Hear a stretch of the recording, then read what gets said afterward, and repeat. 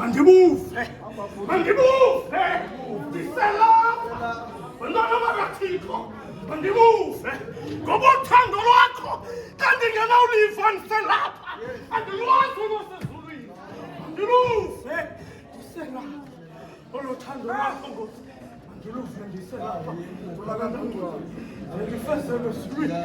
ndifezelwe esulwini, sekuthi wena xa usolula isandla sakho, ubiza abantu bakho, sendazi nami intoba ngiluvile uthando lwakho ndisasemhlabeni, undolulele isandla kubukhathakhatha bendlela.